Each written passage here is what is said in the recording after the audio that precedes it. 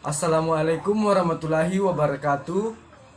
Perkenalkan, nama saya Yusril, NIM 2212100032.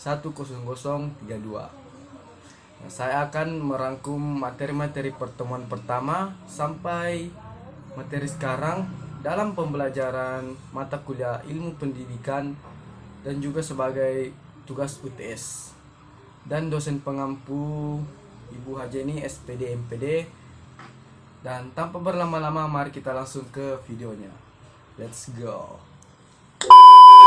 Materi yang sudah saya rangkum yaitu hakikat manusia, dimensi pendidikan, hubungan fitrah manusia dengan pendidikan, hakikat pendidikan, pengertian pendidikan, ruang lingkup pendidikan, unsur-unsur pendidikan, tujuan pendidikan, tahapan pendidikan, landasan pendidikan, dan lembaga pendidikan.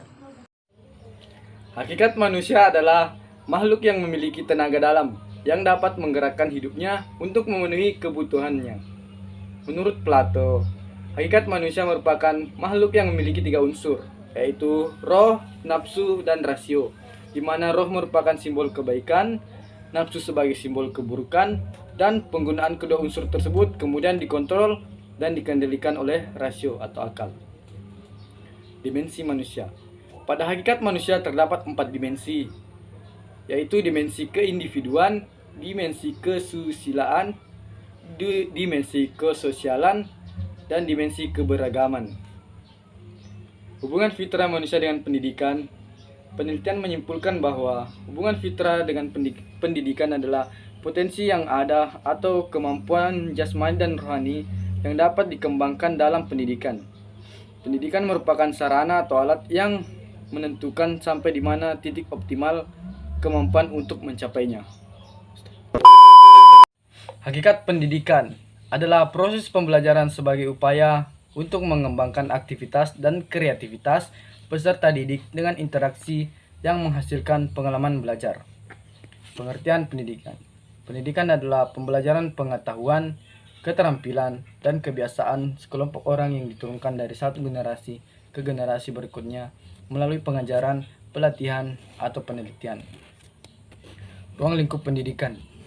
Ruang lingkup pendidikan sangat luas sekali karena di dalamnya banyak pihak-pihak yang ikut terlibat, baik langsung maupun tidak langsung. Ruang lingkup pendidikan menurut Bloom adalah ruang lingkup kognitif, afektif, dan psikomotoris.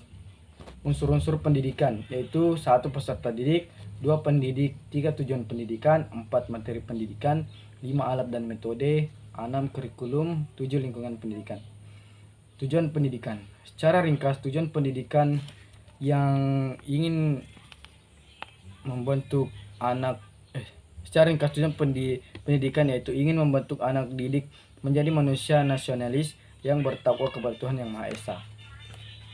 Fungsi pendidikan. Secara umum, fungsi dari pendidikan adalah guna mengembangkan kemampuan, membentuk sebuah watak, membentuk kepribadian, dan lainnya agar peserta didik guna menjadi pribadi yang lebih bermanfaat.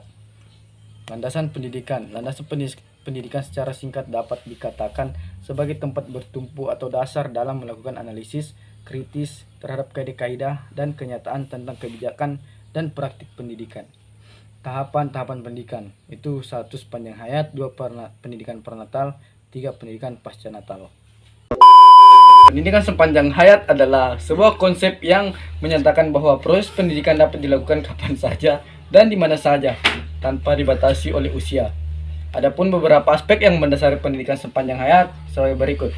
Aspek ideologis, aspek fisiologis, aspek filosofis, aspek pedagogis, aspek ekonomis, aspek sosiologis, aspek teknologi, dan aspek politis.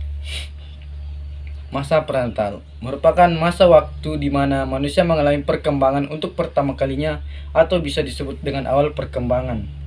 Adapun fase-fase yang dapat diketahui yaitu pemilihan jodoh, pernikahan, dan kehamilan. Pendidikan pasca natal yaitu pendidikan yang dimulai sejak lahirnya anak sampai mereka dewasa, bahkan mereka sampai meninggal dunia yang kita kenal dengan sebutan pendidikan seumur hidup. Pendidikan pasca natal terdiri dari ada 4 fase sebagai berikut. Fase bayi, fase kanak-kanak, fase remaja, dan fase dewasa. Lembaga pendidikan.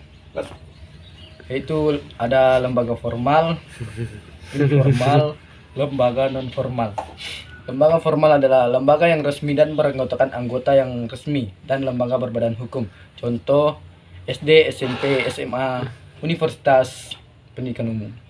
Lembaga informal adalah lembaga yang tidak resmi dan memiliki keanggotaan yang tidak resmi juga, tapi harus tetap berbadan hukum supaya mudah dalam pelayanannya. Contoh teman sebaya, kelompok arisan, dan lain-lain. Pendidikan non formal adalah jalur pendidikan di luar pendidikan formal yang dapat dilaksanakan secara terstruktur dan berjenjang. Contohnya lembaga kursus, pelatihan, kelompok belajar, majelis taklim, dan lain-lain. Mungkin sekian saja video dari saya. Jika ada kesalahan mohon dimaafkan. Wabillahi taufiq wal hidayah. Wassalamualaikum warahmatullahi wabarakatuh.